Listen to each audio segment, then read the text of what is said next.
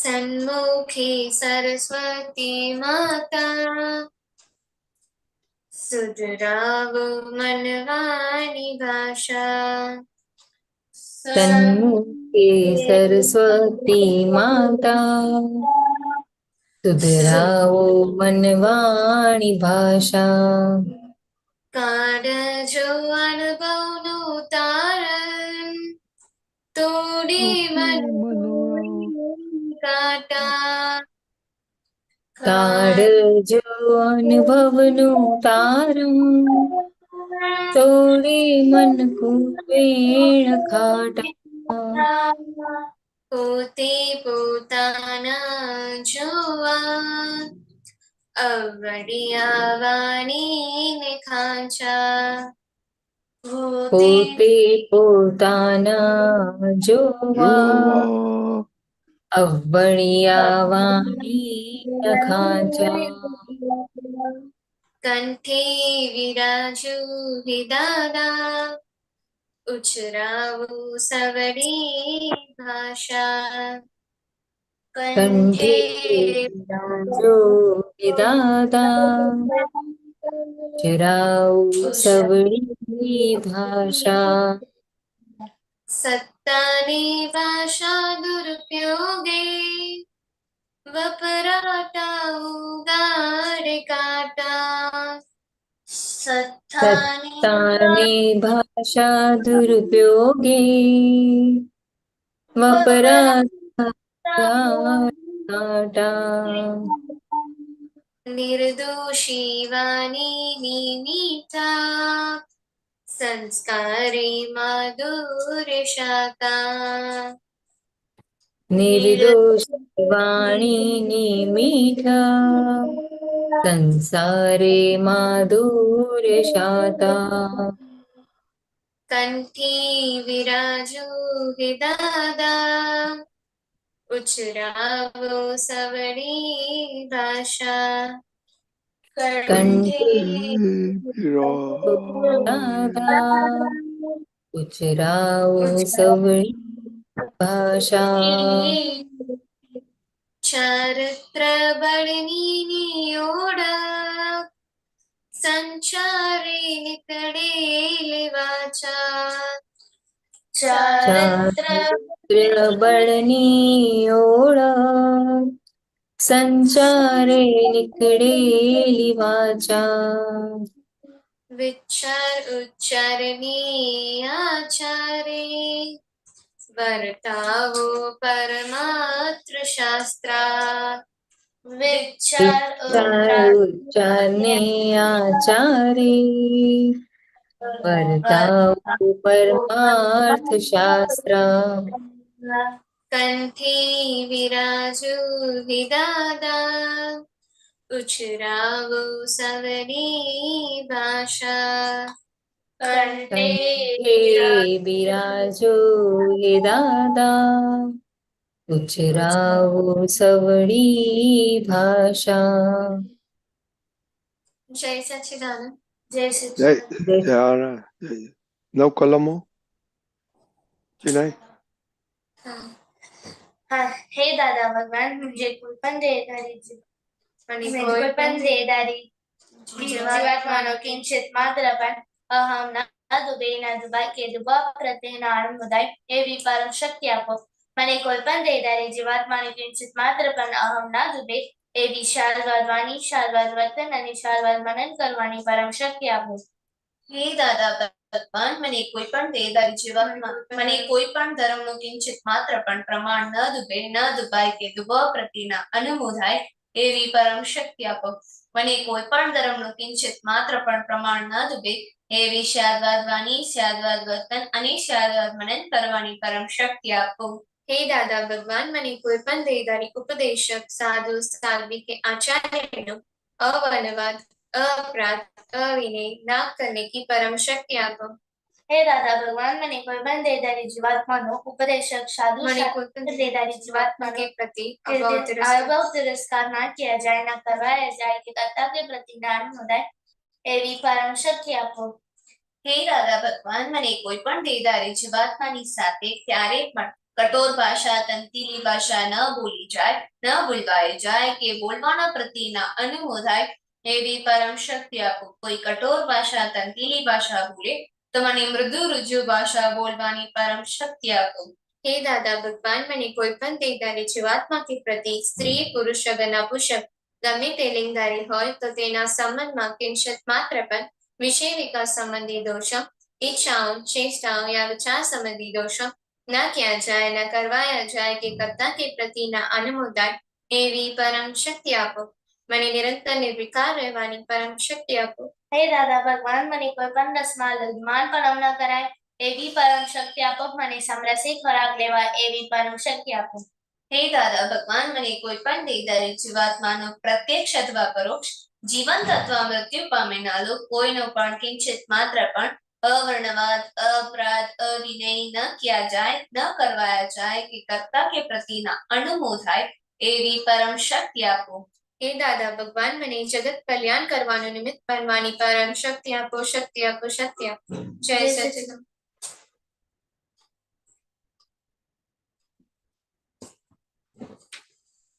કરિશ્મા ત્રિમંત્ર. हाँ, जय सच्चिदानंद. नमो वितरागाय, नमो વિતરાગાય, नमो अरिहंतानम, नमो अरिहंतानम, नमो सिद्धानम, नमो आयरियानम, नमो આયરિયાણમ, नमो वज्रायानम, नमो નમો ઉજાયાણમ, नमो लोए सवसावनम, नमो लोए सवसावनम. ऐसो पंच नमुक्कारो, ऐसो पंच नमुक्कारो. सौव पावपनासनो, सौव पावपनासनो. मंगलानं च सौवेशं, मंगलानं च सौवेशं. परमं हवै मंगलम, परमं हवै मंगलम.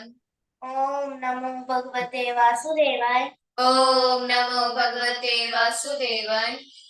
ओम नमः शिवाय, ओम नमः शिवाय.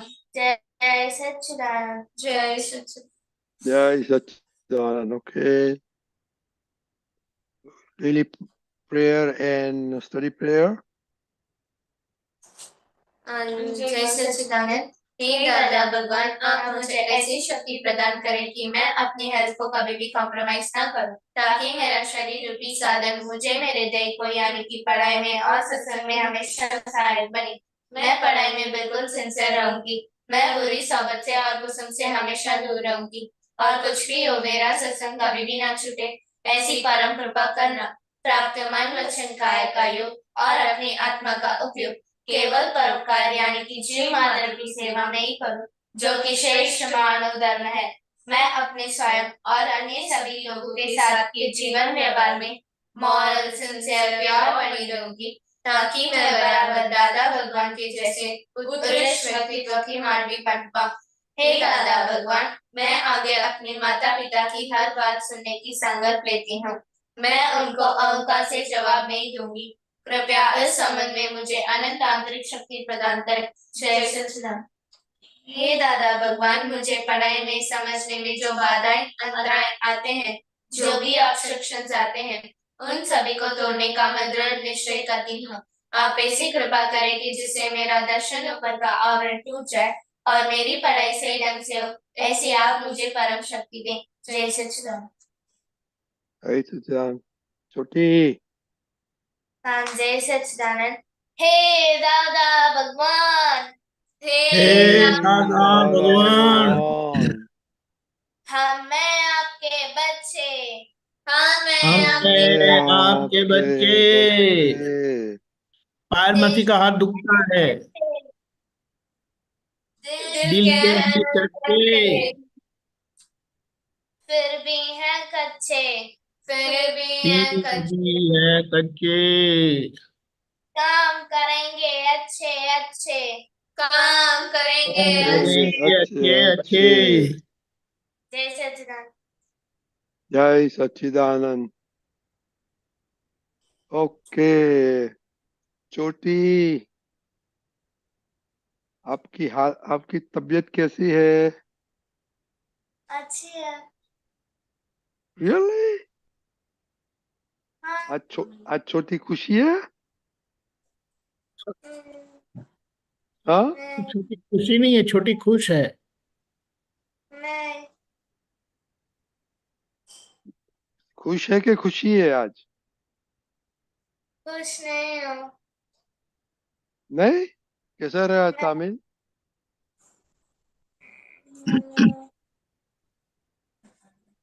पास होएंगे कि क्या? पास हो जाऊंगी। Okay very good. मोनिका, आप क्यों देखते हैं? કેમ छोटी सी साમે જવું પડે છે તમારે? नहीं, मैंने उसका काउंटिंग किया तो मुझे अलग ही रिजल्ट आया इसलिए। पास हो जाएगी? लगता नहीं है बट वो कह रही है कि मैंने अटेम्प्ट किया तो वो पास हो जाए। Okay very good. तो कल क्या है? कल मैथ्स है। मैं वो तो रेडी है ना? फेवरेट। हाँ। ओके हाँ दादा। आज रेडी है वो? कुछ स्टडी नहीं करने का अभी? खेलने का है? स्टडी करूंगी। अच्छा देखो, प्रैक्टिस पढ़ने का, एग्जाम के पहले कुछ नहीं करने का है, खेलने का। ए- ओके खुशी।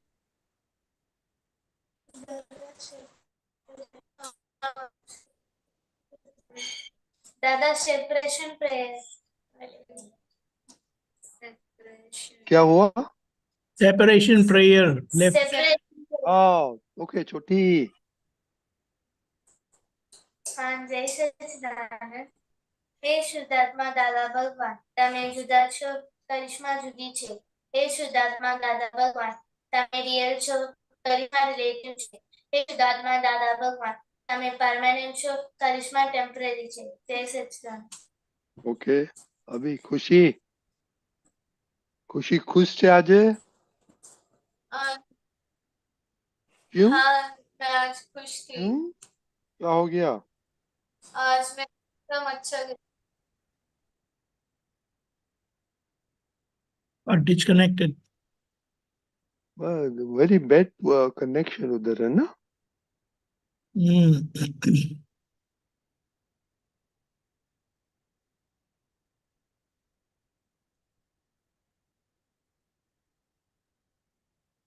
दादा नहीं है। हाँ तो मोनिका, हाँ। अपना वीडियो बंद कर दो।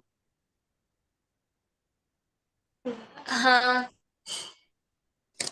अभी वो कनेक्ट करने वोटर हमारी connect. Okay I will stop it. Okay खुशी अभी बोलो। हाँ। हाँ आज मेरा एग्जाम अच्छा गया था मैथ्स में? इसलिए आज खुश हूँ। अब साइंस का था ना? आज साइंस। और कल हाँ क्या, कल कौन सा है? कल मैथ्स है। रेडी? हाँ रिविजन है, थोड़ा सा बाकी है।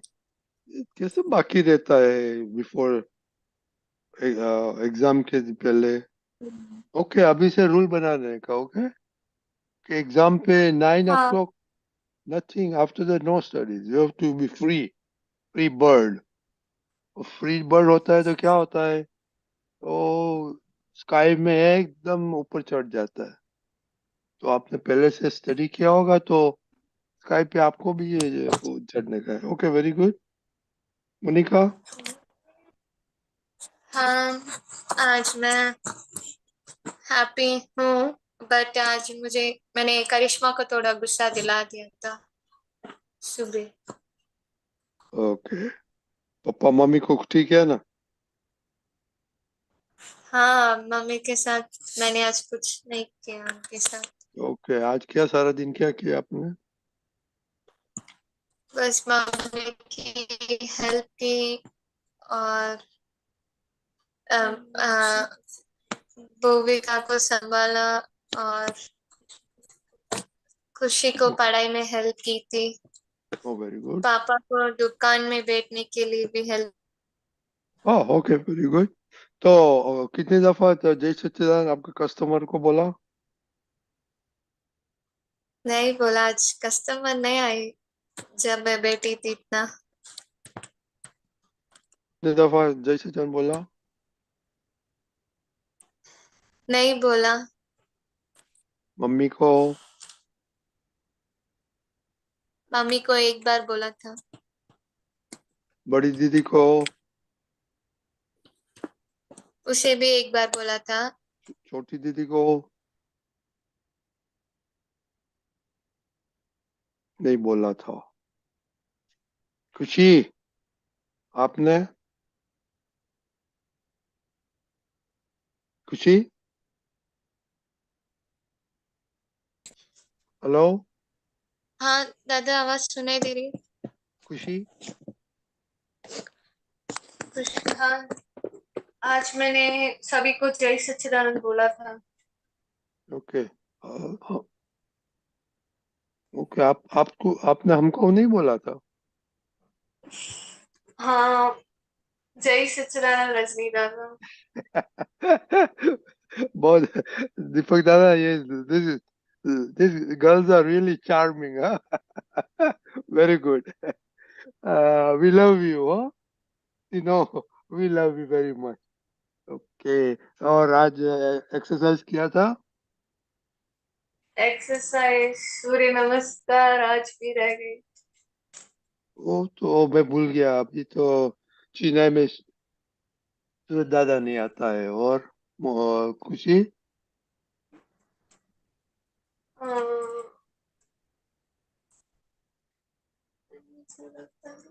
दादा, खुशी ने अभी बोला था।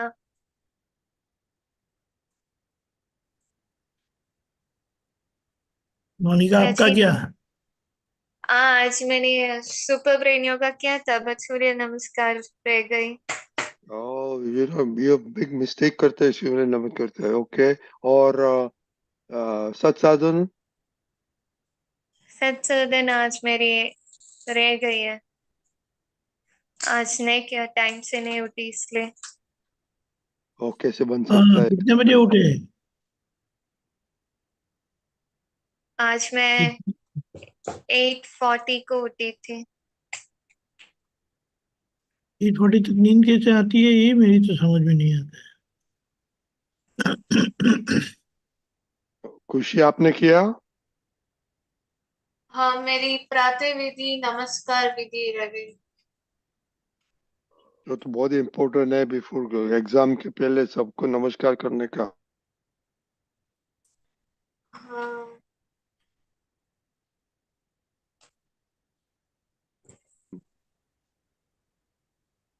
किसी ने किसी को अप्रिशिएट किया?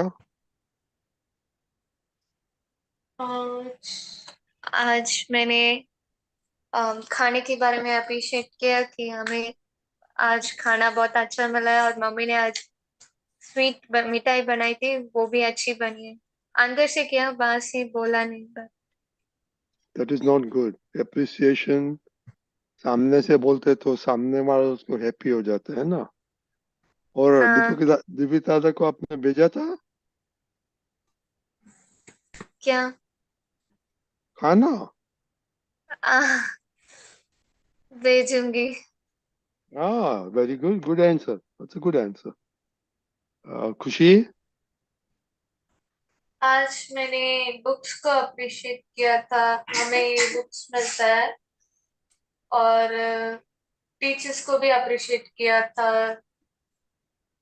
Very good. ओके, ये प्रैक्टिस पढ़ो, जैसे बोलने का और अप्रिसिएशन करने का। जो अप्रिसिएशन करते हैं तो आप, दीपक दादा, what is the science if you appreciate somebody, तो उसका साइंस क्या होता है, जरा बताइए। Most importantly, it is a sign of your positivity. You are acknowledging someone's help. किसी ने आपको हेल्प किया है, किसी ने आपको आपके लिए अच्छा किया है, और ऐसा बोला है कि अगर आप गूगल में ग्रेटिट्यूड के बारे में एप्रिसिएशन के बारे में सर्च करेंगे तो इतना सारा आपको मिलेगा, ऐसा है। और उससे हमारे अंदर की पॉजिटिविटी बढ़ने से बहुत अच्छा अंदर you feel good and it adds to your happiness. ऐसा बोला है कि आप खुश हो, उसका मतलब क्या है, उसका प्रमाण क्या है? तो बोले कि this is what you will do, someone who is happy will always appreciate others. ख्याल में आया? हाँ। सूर्य नमस्कार करे करे बगैर आपको अच्छा कैसे लगता है? हाँ, बोले नहीं। ज्यादा। विचार, सूर्य नमस्कार नहीं करते तो ऐसा आज खाना रह गया, ऐसा होता है ना, ऐसा आई फील। हाँ। हाँ। और वैसे भी आपको आपका कोई एक्टिविटी होती नहीं है, गेम्स वगैरह, वो तो है ना। हाँ। तो फिर ये करना जरूरी हो जाता है ना। और अगर हाँ। ऐसा होगा तो you will be physically healthy and happy, mentally healthy and happy, psychologically, emotionally, intellectually सब विल फॉलो। ख्याल में आया? हाँ। कल का हाँ। तो हाँ। कल का तो नहीं रहे, कल का तो रह गया था ना। हाँ। तो सोने से पहले करने का था वो। प्रतिक्रमण कर लिया। इजी इजी बात। चलो ठीक है, करेगी, मैं ऑलवेज करूंगी ऐसा वो प्रत्याख्यान किया था? हाँ, नहीं किया था? किया था।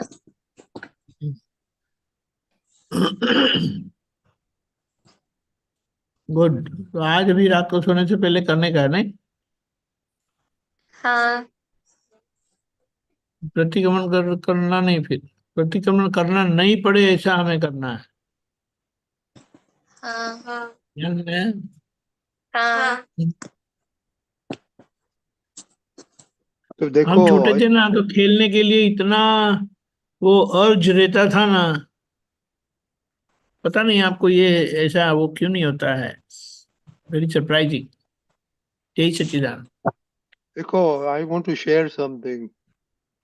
Monica, Kuchi, Charisma, I learned Surya Namaskar from a Swamiji for 50 years ago. Okay? And हाँ। I have hardly missed single day. कभी कभी हो जाता होगा, but not, I cannot count. I can count on my finger. और हमको जाने का होता था यूएसए टू से जापान। ओके? तो मैं, हाँ। और टाइम होता था तो मैं प्लेन में कर देता। वो सब स्टूडेंट से बोलते हैं, mister Patel what you doing? I said I have to do my exercise. Okay? हाँ। हाँ। तो तो ये जरा, it is very very important. I can tell you कि my health is so good partly because of that. Okay? हाँ। हाँ। Yeah. तो मैं 40 50 years पहले, और अच्छी तरह से टेक्निक, हमारे एक स्वामी आते थे, हमारे बच्चों के हम कैंप करते थे तो उसमें हम बुलाते थे। तो स्वामी जी आते थे, उसने टेक्निक अच्छा सिखाया। तो जो ये सीनियर ऑडियंस है ना, जिसको मालूम है, स्वामी शिवानंद स्वामी ऋषिकेश का, उसका डिसाइपल।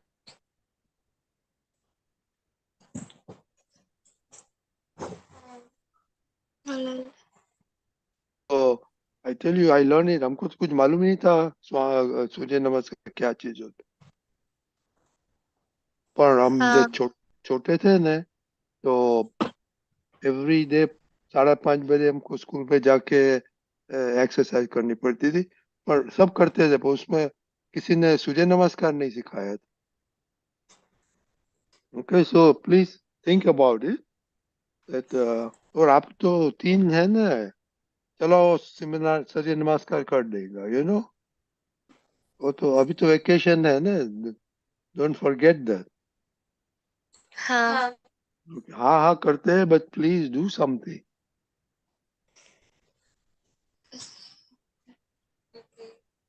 ओके ओके, तो हाँ कल कल दोनों का मैथ है ना? हाँ ओके। खुशी, आपको कुछ पूछने का है मैथ के बारे में, एंजाइटी के बारे में, रेडीनेस में, दीपक दादा को? नहीं। So that means you are well prepared. Hello, या ओके, तो very good. Monica, you want to ask any question? अभी 4-5 मिनट है। दादा आपने कहा कि सभी तीनों साथ में करना चाहिए सब कुछ, तो मैं उन्हें याद भी, अपनी दो बहनों को याद दिलाती हूँ कि प्रेयर करना है, खाने से पहले ये करना है, बट वो करती नहीं है, तब क्या करना चाहिए? कुछ नहीं, आपको जस्ट कीप रिमाइंडिंग। ऐसा नहीं, आपको ऐसा बोलना चाहिए, चलो हम दोनों साथ में करते हैं। हाँ चल में आया, जैसे हाँ मम्मी कैसे करते हैं ना साथ में, चलो I will do it with you, ऐसा करके बोलते हैं। हाँ चल में आया, तो फिर वो हाँ करती है। और जोर से बोलने का वो साथ में। करेगी, उसको उसका रास्ता, you can force her in a way, but ऐसा बोलेंगे तो वो फिर अच्छा आप बोलते तो साथ साथ में बोलेंगे। समझ में आया? हाँ देखो योर पर्पस। अभी प्रेयर और सब साथ में नहीं करते, ऐसे करना है का, राइट दीपक दादा? साथ में करेंगे तो हो जाएगा, उनका भी और आपका भी हो जाएगा, आपका हाँ डबल टाइम में भी। हाँ ख्याल में आया दादा ना? करिश्मा, हाँ करिश्मा को क्वेश्चन पूछना है। बोलो बोलो बेटे। दादा, जब कल मैं आज सुबह तमिल एग्जाम के लिए पढ़ती थी, तो मोनिका दीदी और खुशी दीदी मुझे फोर्स कर रहे थे कि पढ़ो पढ़ो मत बैठो, पढ़ो पढ़ो, भूमिका से मत खेलो, पढ़ो। और खुशी दीदी किससे मत हर खेलो? वक्त किससे मत खेलो? क्या बताया, किससे मत खेलो? भूमिका से, और किससे? खुशी भूमि, दीदी भूमिका, अनुज की कि छोटी छोटी अनुज की बहन। बहन, सिस्टर, अनुज की सिस्टर। हाँ हाँ, ओके। और खुशी दीदी कह रहे थे कि तुम फेल हो जाओगी, फेल हो जाओगी। हाँ तो वो आप पढ़ते नहीं थे ना, लेकिन दादा मैं पढ़ती थी, और मैंने मोनिका दीदी के साथ किया, मैंने उसे कहा था कि थोड़ी देर मैं खेलती हूँ, बाद में वो सो जाएगी, बाद में मैं पढ़ लूंगी, कह रही थी, पर वो नहीं मानी, तुम जाकर पढ़ो। इंग्लिश एग्जाम फिनिश होकर इवनिंग से वो मुझे कहती आ रही थी, दोनों दिन। और खुशी दीदी इवनिंग से कह रही थी कि तुम फेल हो जाओगी, तुम पास नहीं होगी। हम्म, अभी पास हो दादा जाओगी तो फिर बता देना कि यू आर रॉन्ग। दादा उस समय, बोलो। दादा दादा उस समय क्या हुआ था कि अनुज की छोटी बहन को यहाँ पर लेकर आकर सुलाना था, क्योंकि उनके घर पे करंट नहीं था।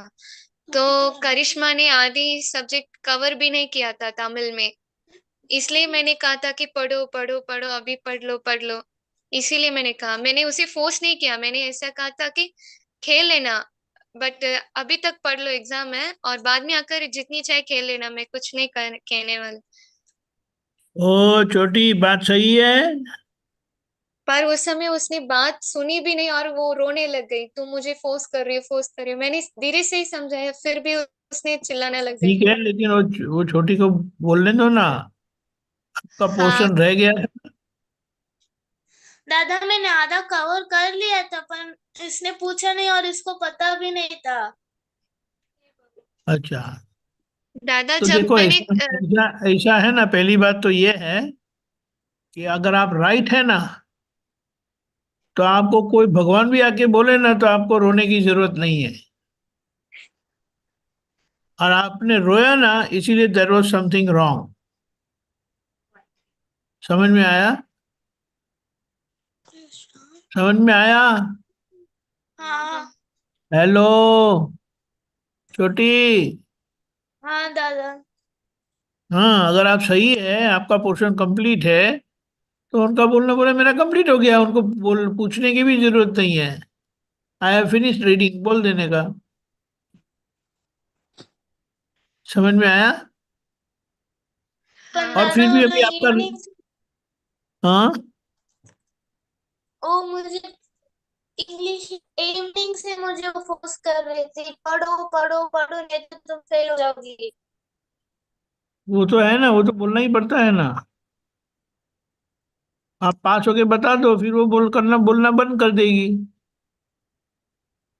समझ में आया? हमेशा हमें हमें सामने वाला का फीलिंग को समझना है। समझे? दादा आप वापस रिपीट दादा आप वापस रिपीट कर सकते हैं? मैं रिपीट करूं? हाँ, बीच में आवाज कट गई थी इसलिए। हम्म, देखो, जब आप सही है तो आपको बुरा लगाने की जरूरत नहीं है। और अगर वो कहते हैं पढ़ो पढ़ो, तो बोला मेरा मेरा कोर्स खत्म हो गया, मैंने पढ़ लिया है, और सीधा आप रोने लगते हैं, वो तो गलत ही हो गया ना। रोने का मतलब क्या है? अगर आप सही है तो आपको रोने की क्या जरूरत है? समझ में आया? हेलो। नहीं करिश्मा, आया। लेकिन वो हाँ छोटी तो बोलती नहीं है।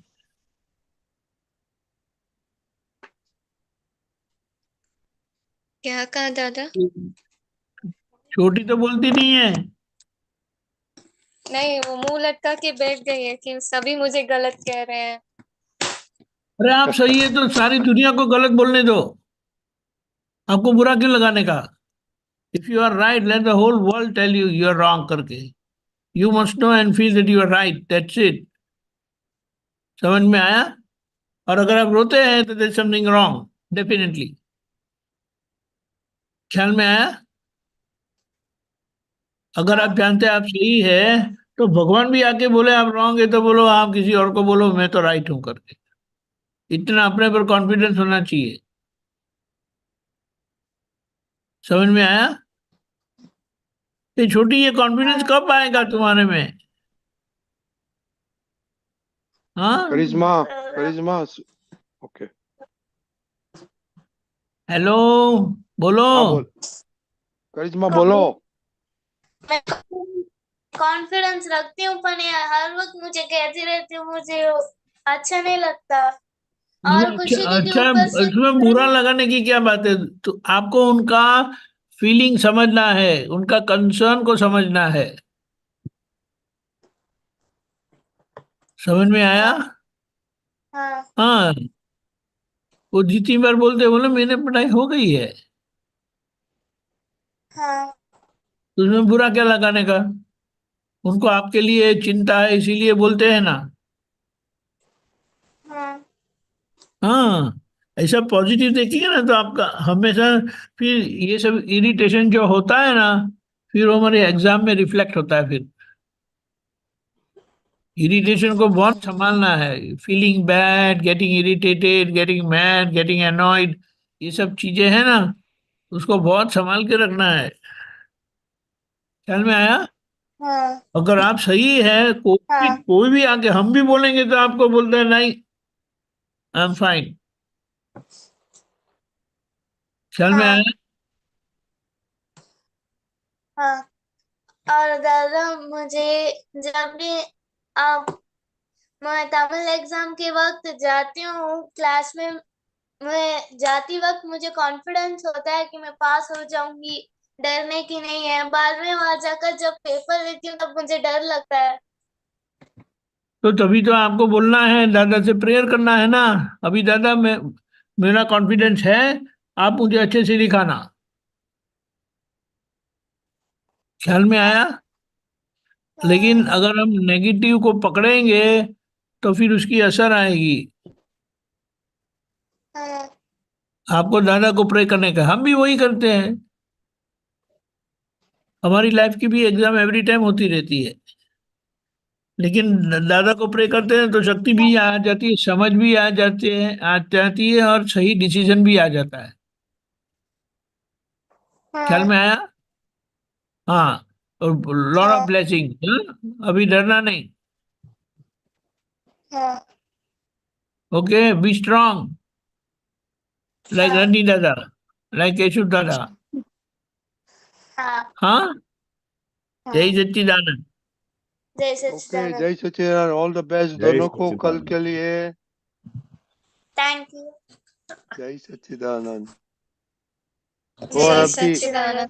अभी आज अभी नो झगड़ा, ओके, एग्जाम के टाइम पे सब सबका सुनने का, यस यस यस करके खत्म कर देने का ये एग्जाम, ओके। हाँ, हाँ। और मोनिका बड़ी दीदी है तो उसको सुनना ही पड़ेगा, अच्छा लगता है कि नहीं लगता है। ओके, जय। मोनिका दीदी is your second mother. Okay. समझ में आया? दादा करिश्मा नहीं कह रही है। वो नहीं के लिए तो वो अलग बात है, लेकिन आप रखेंगे तो आपके लिए अच्छा है। You have two mothers to take care of you, ऐसा बोलने का अंदर से। इफ यू हैव हाँ, two mothers is not better. बेहतर है। अगर when one mom is not there, second mom is taking care of you, I will हाँ, feel so good. ख्याल में है? हाँ, हाँ, हाँ? फायदा ही फायदा है कोई करिश्मा।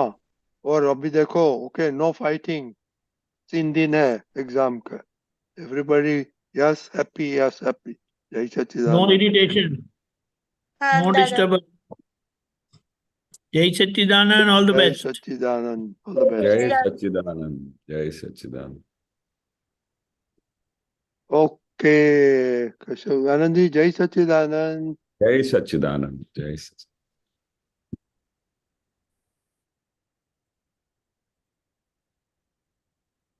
ઓકે, આજે આપણે પદ સાંભળીશું પાયલબેન. પાયલબેન, તમે મૂકો છો ને? હા. ઓકે.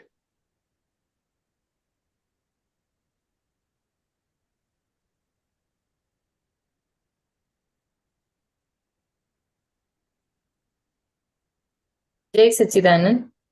जय सच्चिदानंद। कुदरत ना मेहमान जीवड़ा काળ ક્રમે વિખરાઈ જશું।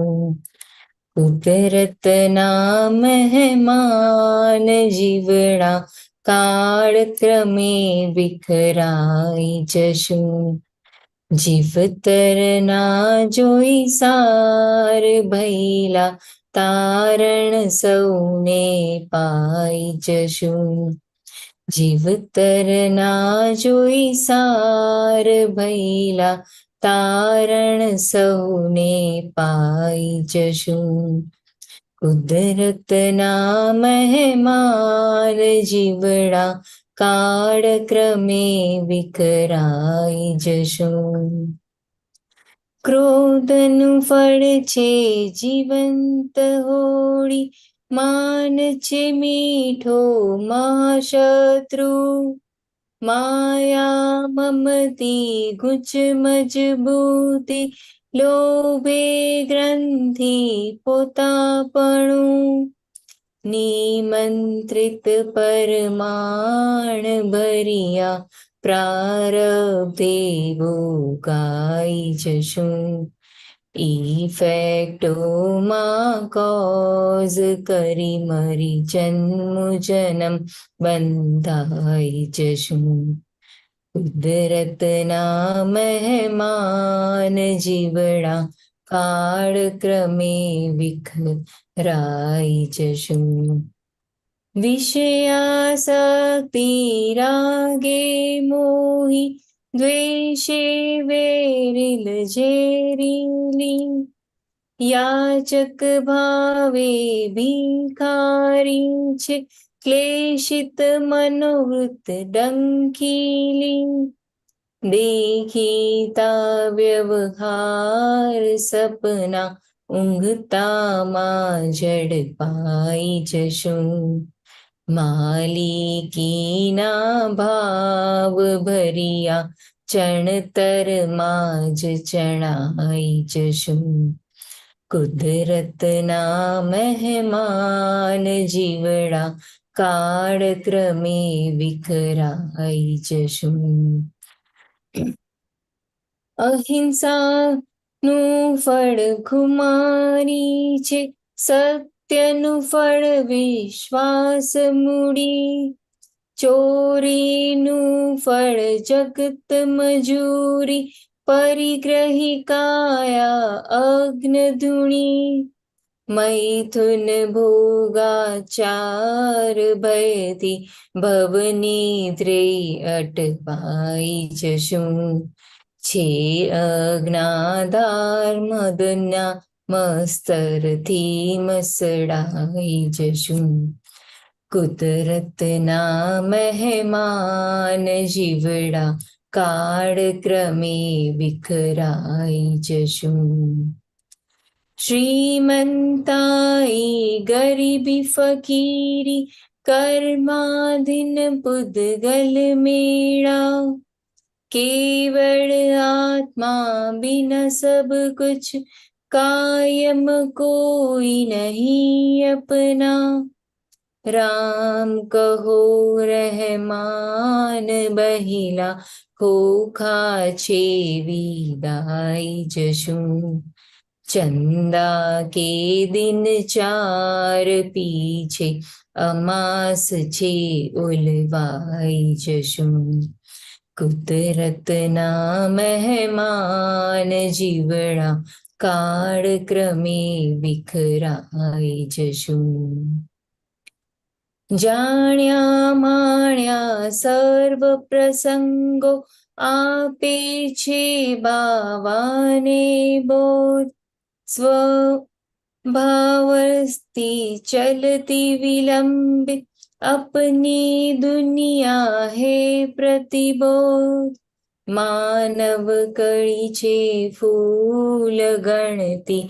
काया छे करमाई जशुं काळ करे जूનું સરતા પાણીમાં જ તણાઈ જશું કુદરતના મહેમાન જીવડા કાળક્રમે વિખરાઈ જશું જગનું તારણ કાઢી જાણ્યું વિયોગે સંસાર અસાર ટેમ્પરવારી સંયોગોમાં હું પરમેનન્ટ શાશ્વત સાર અવસ્થા છે જ્ઞેનિકાલી ક્યાંય ના લુભાઈ જશું ખુલશે મોક્ષીય માર્ગ કલ્પિત સુખ દુઃખથી ધરાઈ જશું જીવતરના જોઈ સાર ભૈલા તારણ સહુને પાઈ જશું કુદરતના મહેમાન જીવડા કાળક્રમે વિખરાઈ જશું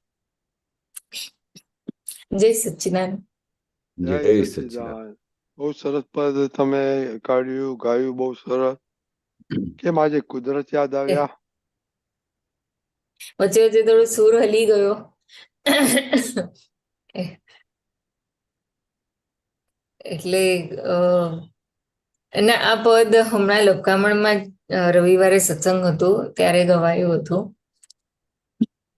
એટલે એમાં પહેલી લાઈન જ બહુ ગમી હતી એટલે ત્યારે એકદમ એમ થાય કે કુદરતના મહેમાન જીવડા એટલે આમ કહીએ ને કે જીવડા સ્વરૂપ છીએ અને આમ કાળક્રમે વિખરાઈ જશું એટલે ત્યારે એમ જ થયું કે આમને આમ જ વિખરાઈ જશું જલ્દી જલ્દી દાદા પાસે કામ કાઢી લો એમ એટલે આ પદ આજે ગાવાનું મન થયું. Very good, very good. તો આમાં શું સમજ્યું તમારે? આમાં પહેલી બે લાઈન સમજી છે અને આમાં જે છેલ્લી લાઈન જે છે આમાં કે મિચ્છામી દુક્કડમ આત્મા કેવળ હું પરમાત્મા છું, એ પણ સમજવું છે. કેશવાનજી? હા, આ પહેલી બે લાઈન તો બહુ સરસ, આમ ખુલ્લી કિતાબ જેવું છે કે અમે બધા કોણ છીએ આ ધરતી પર. અમે દાદા ભગવાન એવા ફર્સ્ટ જ્ઞાની પુરુષ હતા જેને આપણે ઓળખાણ આપી કે આપણે કુદરતના ગેસ્ટ છીએ. તો આપણે કોઈને વિશ્વાસ આવતો નહોતો કે આપણે ગેસ્ટ કેવી રીતે છીએ. ગેસ્ટ તો કોઈ અમારા ઘરે કોઈ આવે ત્યારે અમે ગેસ્ટ કહીએ છીએ, પણ અમે ગેસ્ટ છીએ તો કારણ કે અમને તો એવું લાગતું હતું કે જાણે આપણે અહીંયાથી ક્યારે જવાના જ નથી. એટલે દાદાએ કહ્યું કે આપણે કુદરતના ગેસ્ટ છીએ. ગેસ્ટને તો શું છે, ગમે ત્યારે તો અહીંયાથી ખાલી કરીને જવું પડે. તો આપણે ગેસ્ટ તરીકે રહેવામાં કેટલું સરસ રહે, કારણ કે આપણે ગેસ્ટ તરીકે આવ્યા હોઈએ તો કોઈના દાદા એક દાખલો આપતા હતા કે આપણે સપોઝ કોઈના ઘરે ગયા હોઈએ, બરોબર, અને ગેસ્ટ તરીકે ગયા હોઈએ અને પછી અચાનક આપણે એવું થાય કે ચાલો આપણે અંદર રસોડામાં જઈને પછી રસોડામાં બધું ફેરાવ કરીએ અને શાક બનાવવાના લાગી જઈએ તો બધા લોકો શું કે, એટલે આપણે ગેસ્ટ તરીકે ગયા હોઈએ અને સીધું રસોડામાં જઈને ત્યાં બધું હેલ્પ કરવા બેસી જઈએ વગર પૂછે તો બધા કે આ કેવા નાલાયક માણસ છે. એવું દાદાએ શબ્દ વાપર્યું કે સામેવાળા એવું કે કેવા નાલાયક જેવા છે કે સીધા રસોડામાં અંદર ઘૂસીને આવ્યા છે. એટલે આપણે એ ખબર પડતી નથી કે આપણે ગેસ્ટ તરીકે કેવી રીતે રહેવું જોઈએ. ગેસ્ટ તરીકે કેવી રીતે કે આપણે રસોડામાં જઈને હલાવ ના કરવાનું હોય, પોતાની હદમાં રહેવું જોઈએ, પોતાની ફાઇલોનો જેવી રીતે દાદા ભગવાન કહે છે સંભાવે નિકાલ કરીને આપણે આ નીકળી જવું જોઈએ. કારણ કે આમે તો આપણે વિખરાઈ જવાનું છે. આજે નહીં તો કાલે તો બધા વિખરાઈ જવાના. આપણે તો હવે ગેસ્ટ ક્યાં પરમાનન્ટ રહેવાના હોય છે ઘરે. એ તો જ્યારે ટાઈમ થાય ત્યારે પછી દાદા કે આપણે એમને કહીએ કે મારી બેનપણી આવી હોય તો બહુ એમની સાથે પ્રેમ હોય તો તમે એમને કહો ને કે ભાઈ આજનો દિવસ તું રોકાઈ જાવ ને, કે ના મારે તો રોકાશે નહીં, મારે તો ઘરે જવું જ પડશે. કેટલું બી તમે કે કરો ને તો એ માને નહીં. એટલે પછી ખબર પડી જાય કે ગેસ્ટ કેવા હોય કે જ્યારે આવે છે ત્યારે પછી એમને જોવાનું જ હોય, તમે ગમે તેટલું એમને રોકો ને. એવી રીતે આપણે ધરતી પર જેવી રીતે રહીએ છીએ તો ગેસ્ટ તરીકે રહો ને તો કેટલું બધું કોઈ પણ પ્રકારની પછી આસક્તિ ના રહે, કોઈને ત્યાં પેલું અટેચમેન્ટ ના રહે, ડિટેચમેન્ટ ના હોય. ગેસ્ટ તરીકે રહો ને તો તમને નિરંતર આમ સમાધિ રહ્યા કરે. કારણ કે એમાં પરમાનન્ટ વસ્તુ કોઈ છે જ નહીં કે મારે અહીંયા રહેવું છે, અહીંયા મજા આવશે, કશું છે જ નહીં. ટેમ્પરરી ફેસ છે. એટલે જીવતરના જોઈ સાર, એટલે આપણે જીવનનું સાર શું છે, તારણ દાદા કહેતા હતા કે તમારે તારણ કાઢવું જોઈએ કે મારું જીવનનું અર્થ શું છે, મારું જીવન જીવવાનું કારણ શું છે, મારું જીવનનું સાર શું છે. એ જો આપણે તારણ મળી જાય એટલે પછી આપણું કામ થઈ જાય. એ દાદા વારે ઘડી કહેતા હતા કે પોતાનું તારણ કાઢો કે મારું જીવન જીવવાનું શું એમાં તાત્પર્ય છે, શું એનું રહસ્ય છે. એટલે એટલું આપણે ખબર પડી જાય કે આપણે આ બાકી તો મનુષ્ય અવતાર બધું કેવું છે, જીવનમાં આવ્યા, લગ્ન કર્યા, છોકરા થયા, એને પરણાવ્યા, એને બધું એમને રાગે પાડી દીધું, એના પછી આપણું ટાઈમ થઈ જાય તો આપણે જતા રહેવાનું. તો દાદા કહે છે કે આપણે આવું જીવન આના માટે મળ્યું છે. કઈ તો રહેશે હોવું જોઈએ, કઈ તો સાર હોવું જોઈએ, કઈ તો જીવનનો અર્થ હોવું જોઈએ. પછી દાદાએ જયારે સમજણ આપી ત્યારે ખબર પડી, ઓહો આપણું મેન ધ્યેય તો એવું છે કે આપણે આ સંસારમાં જે કંઈ આવ્યા એ ફાયદોનો સંભાવે નિકાલ કરીને મોક્ષે જવાનું છે. આ આપણું ધ્યેય છે. હવે દાદા વારે ઘડી બધાને પૂછતા હતા કે તમારે જીવનનું ધ્યેય શું છે, કોઈ જવાબ જ નહોતા આપતા.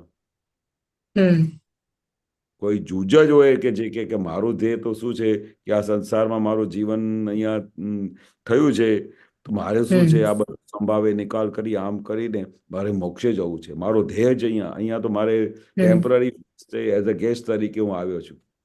પણ આ દાદાની સમજણથી અમારે બધું નક્કી થઈ જતું હતું. પછી તો અંદરથી કોઈ દિવસે હાલે બી નહીં કે ભાઈ મારે મારું ધ્યેય શું છે. કારણ કે આખો દિવસ આપણી હોળી બળતી હોય, ક્રોધમાન માયા લોભમાં બેઠા હોઈએ અને બધા શત્રુઓ બેઠા હોય, આ બધી આખી માયા જો આપણે અંદર બેઠી હોય તો પછી આપણે તો જીવન જીવવાની પછી મજા જ નથી આવતી. જીવન જીવા જેવું લાગતું જ નથી. એવું લાગે કે ક્યારે આપણે અહીંયાથી પર્ટિક્યુલર દાદાના મહાત્માઓને તમે પૂછો તો એમને આખો દિવસ એક રહ્યા કરે કે બસ આ ફાઇલોનો નિકાલ કરી મારે હવે મોક્ષે જવું છે, અહીંયા ફરી મારે આવું નથી આ ધરતી પર. એટલે એવું અહીં નક્કી થઈ જાય ને તો પછી આપણું કામ થઈ જાય. કારણ કે આપણું આ કેટલા અવતારોથી તો આપણે આ વસ્તુ હાથમાં નથી મળી એટલે તો આપણે આટલા બધા અનંત કાળથી ભટકી રહ્યા છે. દાદા કહે છે ભટકી રહ્યા છે. એનું કારણ શું છે? કારણ કે આપણે આપણું ધ્યેય નક્કી નહોતું થતું, પણ હમણાં દાદાને મળ્યા પછી આપણું ધ્યેય નક્કી થઈ જાય છે. એના પછી આ ફાઇલોનો નિકાલ કરતા ગમે તેવો ફાઇલ આવે ને, કઠણમાં કઠણ ફાઇલ હોય ને, ભારેમાં ભારી, તોય અંદર ખાને એવું થાય કે આ બી નીકળી જશે, આ ફાઇલનો બી નિકાલ થઈ જશે. છેવટે તો મારે મોક્ષે જવું છે. મારે કોઈની અથડામણમાં આવું નથી, મારે કોઈની સાથે રાગદ્વેષ કરવા નથી, મારે કોઈની સાથે બધા કશાયોમાં પડવું નથી. મારે તો ગમે કરીને બધાના પ્રતિક્રમણ કરીને છૂટી જવાનું છે. બધાનું હવે એક જ ધ્યેય રહ્યું છે, બીજું કોઈ ધ્યેય રહ્યું જ નથી. આપણે કુદરતે જે બધી વસ્તુઓ હાથમાં આપી છે વ્યવહાર પૂરું કરવા માટે, એ દાદાએ ખુલ્લી કરી દીધી. વ્યવહાર અને નિશ્ચયની પટરી પર મોક્ષની ગાડી ચાલે છે. એક બાજુ વ્યવહાર વ્યવસ્થિત રીતે કરવાનું અને નિશ્ચયમાં તો બસ મારે આ મોક્ષ સિવાય કશું જોઈતું નથી. તો એ રીતે આપણે કામ કરવાથી નિરંતર સમાધિ રહે, નિરંતર સમાધાન રહે છે. બરોબર? હા. નીચેનું કયું વાક્ય કહેતા હતા કે તમને? આ જે છેલ્લું જે છે, મિચ્છામી દુક્કડમ, આત્મા કેવળ હું પરમાત્મા છું. આત્મા છું. મિચ્છામી દુક્કડમ એટલે શું? કે આપણે જાણતા અજાણતા કોઈ પણ જીવને કઈ પણ રીતે તકલીફ થઈ હોય, કોઈને પણ આપણાથી દુઃખ થયું હોય, કોઈને બી આપણાથી વ્યવહારમાં તકલીફ પડી હોય, તો આપણે શું માંગીએ છીએ કે મને અંદર બેઠેલા ભગવાન ક્ષમા કરો. મિચ્છામી દુક્કડમ એટલે આપણે ક્ષમા માંગીએ છીએ કે આપણે અંદર બેઠેલા ભગવાન પાસેથી ક્ષમા માંગીએ. તો એ જ્યારે અંદર બેઠેલા ભગવાનને આપણે ક્ષમા માંગીએ અને આપણે ખબર પડી જાય કે ભાઈ આ ફાઇલ નંબર 1 થી ભૂલ થઈ છે અને ફાઇલ નંબર 1 થી ફાઇલ નંબર 2 પ્રત્યે ભૂલો થઈ ગઈ છે, એટલે તમે છૂટાપણામાં આવી ગયા, તમે પોતાના આત્માના પોતાના સ્વરૂપમાં આવી ગયા, તો કેવળ હું પરમાત્મા છું. કેવળ એટલે પરમાત્મા એટલે ફાઇનલ, હું શુદ્ધાત્મા જ છું.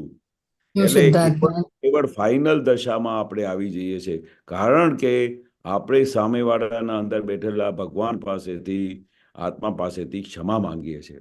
હવે એ જે ક્ષમા માંગી લીધી ને, તો પછી આપણે મુક્ત થઈ ગયા. આપણે એકબીજા સાથે રાગદ્વેષના જે કશાયો થાય છે અને આપણે એકબીજાને દુઃખ આપીએ છીએ, એના લીધે તો બધું અટક્યું છે. એના લીધે આખું જગત અટક્યું છે.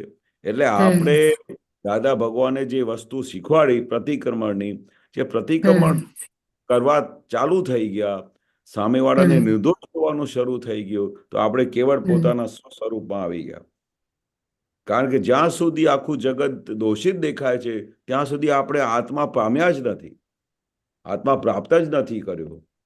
સામેવાળા દોષ જોઈ લીધા, ગમે તેવા સંજોગો આવીને ઊભા થઈ જાય, ગમે તે, તોય તમને સામેવાળો નિર્દોષ દેખાય, એટલે આપણે ત્યારે આત્મા પ્રાપ્ત થયું છે. કારણ કે તે વખતે કોની ભૂલ થાય છે, એની અંદર શુદ્ધાત્મા ભગવાન છે, એ છૂટાપણોથી દેખાય છે, એટલે ત્યાં કમ્પ્લીટ કેવળ જ્ઞાનમાં આપણે આવી ગયા. એટલે આ ફાઇનલ દશાની વાત છે. અને ધીરે ધીરે ધીરે છે કે આપણે પ્રતિક્રમણ કરીને બધું સાફ કરીને છેવટે છૂટી જવાનું છે આ જગત.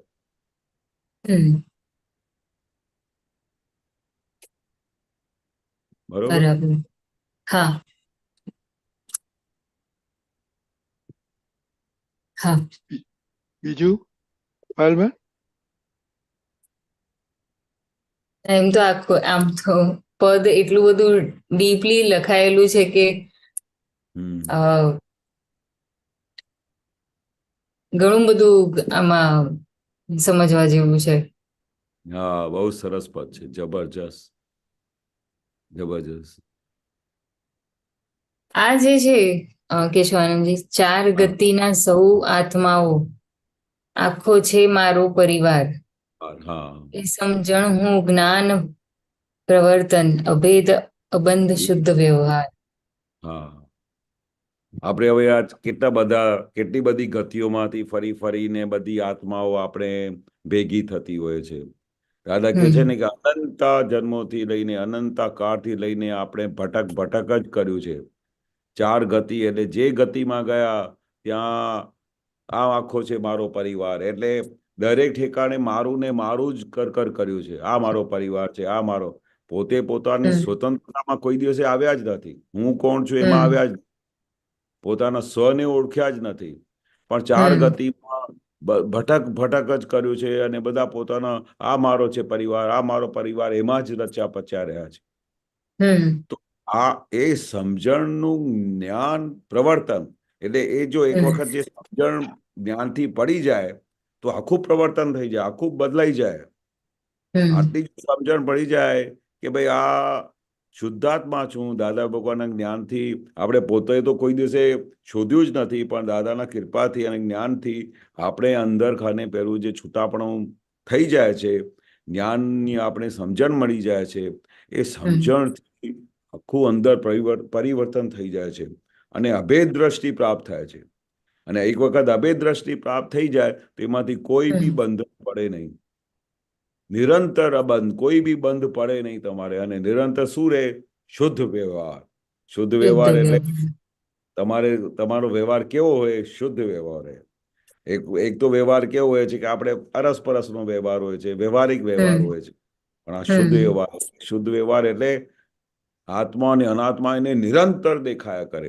ઘરના એક ફાઇલની અંદર, બહાર જાઓ, ઓફિસમાં જાઓ, ગમે ત્યાં જાઓ, શુદ્ધ વ્યવહાર એટલે કોઈને બી હરકત કરતા નહીં, કોઈ આંગળી ચીધી શકે નહીં.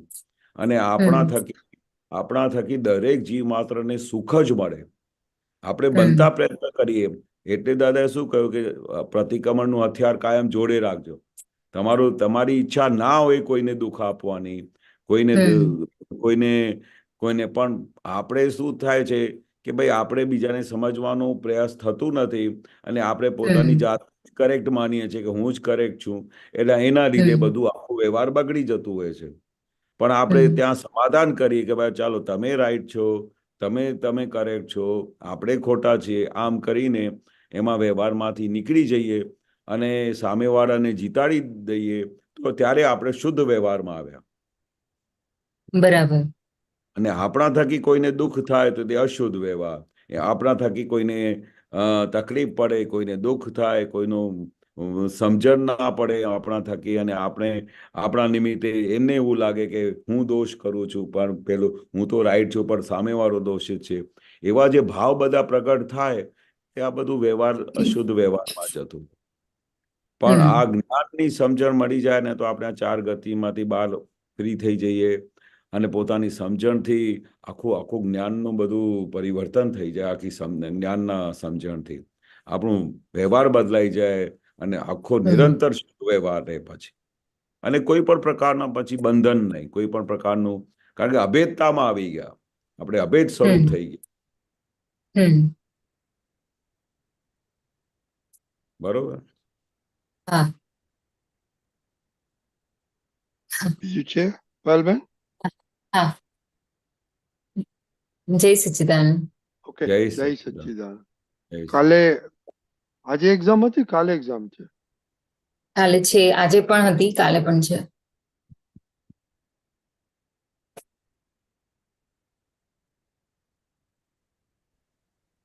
રજની દાદા, હા, આજે કઈ? આજે મેથ્સની હતી. કેવું ગયું? સારું ગયું. એકદમ સરસ. સવારના બધું પ્રેયર ને ત્રિમંત્ર બોલીને ગઈ હતી, અને એક્ઝામની પ્રેયર પણ બોલીને ગઈ હતી. આવીને એકદમ જ કીધું કે બધું જ એટેમ્પ થઈ ગયું, રીચેકિંગ પણ થયું, બધું સરસ ગયું આજનું. બહુ સરસ. Very good, very good. એને કહેજો કાલ માટે ઓલ ધ બેસ્ટ. ઓકે, હા. જય સચ્ચિદાનંદ. જય સચ્ચિદાનંદ. જય સચ્ચિદાનંદ.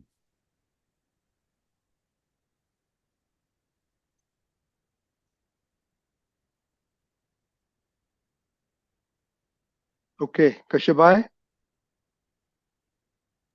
जी, बदन जय सच्चिदानंद। जय रजनी जी जय सच्चिदानंद। जय केशवानंद जी जय। सच्चिदानंद। हाँ जी। जय सच्चिदानंद। जी, मुझे थोड़ा आप बताइए दो चीज के लिए प्रतिक्रमण। आप आपने तो मतलब अच्छे से समझा है, थोड़ा आप मुझे बताइए कैसे आप करते हैं, अगर बता सकते हैं, और कैसे करना चाहिए वो जो है वो थोड़ा अपना अंडरस्टैंडिंग से आपको जो बरोबर। प्रैक्टिकली अनुभव में आपको आया है वो बताइए। हाँ, अब ये प्रतिक्रमण तो एक बहुत बच्ची सबसे बड़ी चीज क्या है कि जब हम प्रतिक्रमण करते हैं तो सामने वाले को सब सपोज आपके साथ बहुत आंटी पड़ गई है, कोई क्लेश हो गया आपके साथ, और उनके पास ऐसा हो गया कि आपने बहुत गलत काम कर दिया, तो एक तो सामने से पता चल जाता है कि हमारे व्यवहार से सामने वाले को तकलीफ हुई है। नहीं, आप हमारे कैसे करते हैं, विधि कैसे करते हैं, मतलब थोड़ा सा वो बताइए थोड़ा सा। हाँ, वही मैं बताता हूँ, उसका मैं पहला सबसे बड़ा रहस्य बताता हूँ कि आपका प्रतिक्रमण सही हुआ कि नहीं, वो मैं रीत तो बताता हूँ। पर हाँ। एक एक प्रतिक्रमण होता है मैकेनिकल, और हम्म। दूसरा प्रतिक्रमण होता है जैसे दादा भगवान ने बहुत अच्छी चीज बताई कि हम जब प्रतिक्रमण करते हैं तो सामने वाले बैठे हुए, अंदर बैठे हुए भगवान से हम क्षमा मांगते हैं। तो हमको हम्म। कैसे पता चले कि भाई वो उस व्यक्ति को, वो उसने हमको क्षमा कर दिया या आपका। तो वो क्या होता है कि सबसे खरा प्रतिक्रमण तब होता है कि जब सामने वाला, जिसके साथ आपकी आंटी पड़ गई है, वो उसका वर्तन आपसे चेंज हो जाए, वापस अच्छा हो जाए, स्मूथ हो जाए रिलेशन, तभी खरा प्रतिक्रमण होता है। बाकी एक प्रतिक्रमण तो चलो आपको पता चल गया, पर दादा बोलते हैं कि कभी कभी ऐसी आंटी पड़ जाती है कि हमको 25-25 हजार, लाख लाख बार प्रतिक्रमण करते तब जाके वो अंदर बैठा हुआ भगवान माफ करता है, ऐसी आंटी पड़ ये जाती है। 25,000 जो है, आप कैसे गिनती करते हैं, क्या क्या अंदाज मतलब लगाते हैं? अभी समझो कि किसी के साथ प्रॉब्लम हो गया तो 2 महीना, 6 महीना, साल भर भी अब प्रतिक्रमण करना पड़ता है।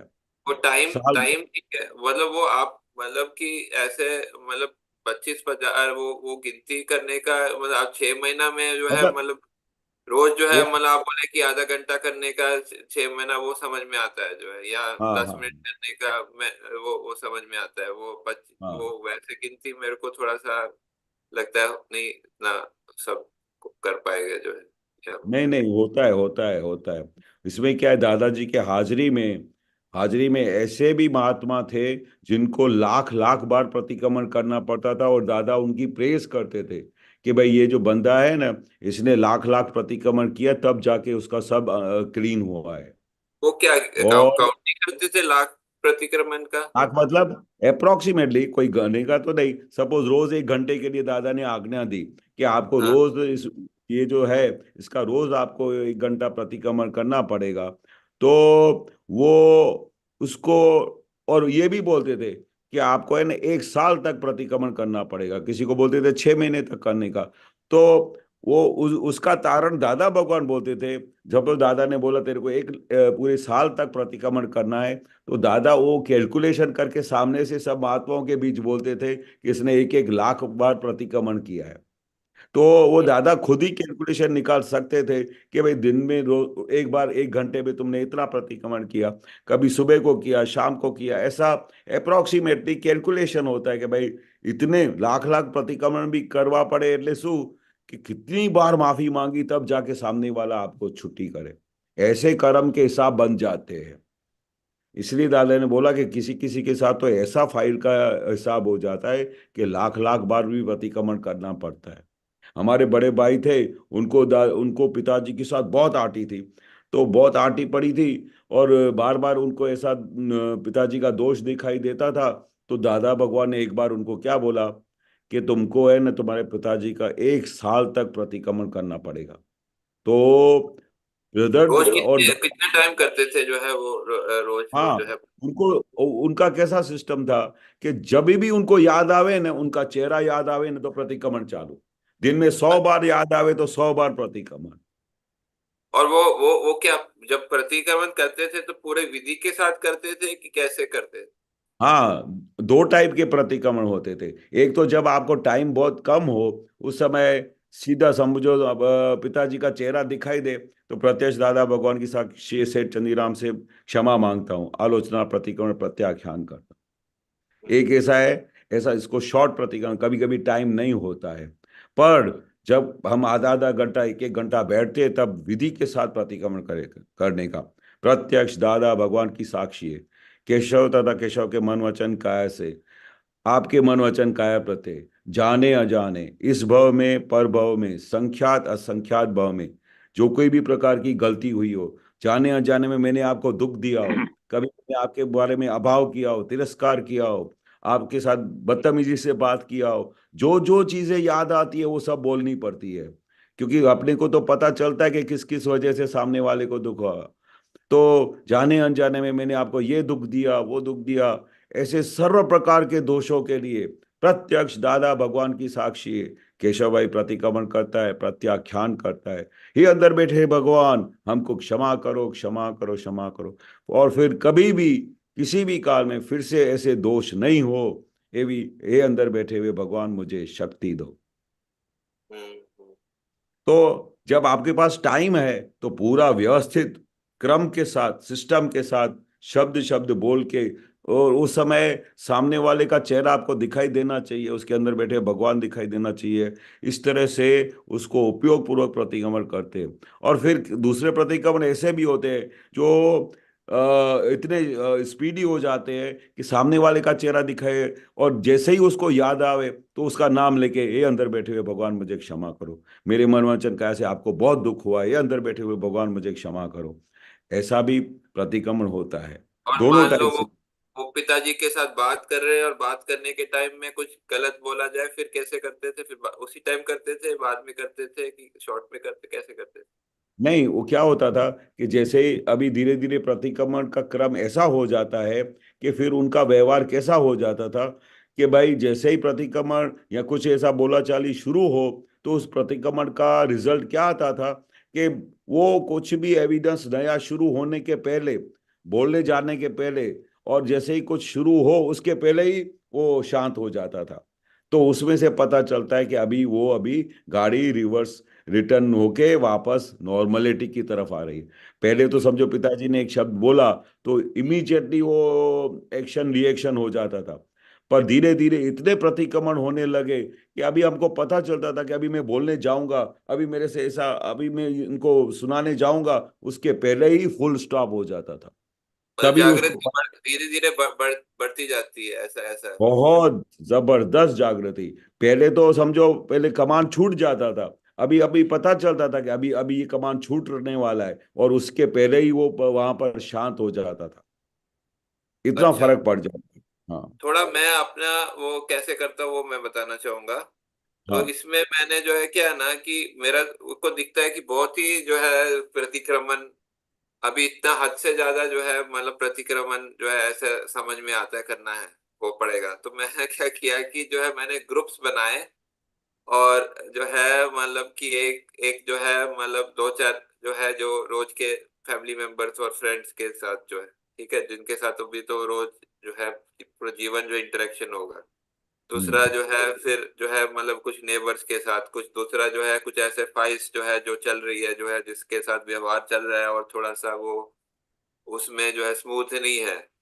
जैसे मतलब एग्जांपल देता हूँ कि जो मेरा जो है मतलब कुछ टेलीफोन वाला का थोड़ा सा मतलब वो क्लियर नहीं हो रहा है वो, तो उसका ऐसा है मतलब टेलीफोन वाले का ऐसे मैं जनरल, उसमें बहुत सारे लोग हैं काम करते, तो जनरल मैं प्रतिक्रमण करता हूँ। तो उसमें लेकिन मैं ज्यादा नहीं करता हूँ, मैं 5-5 बार करता हूँ। हाँ, अगर लगता है कि कोई फाइल के साथ जो है ज्यादा मेरे को ऐसा है तो मैं थोड़ा ज्यादा करता हूँ। फिर साथ में जो निमेश आनंद जी ने बताया कि जो है कि आप इंडिविजुअल नवकलम भी के में कहाँ का दोष है वो देखो, और वो शक्ति मांगो, वो उनका नाम लेके वो मैं थोड़ा करता हूँ।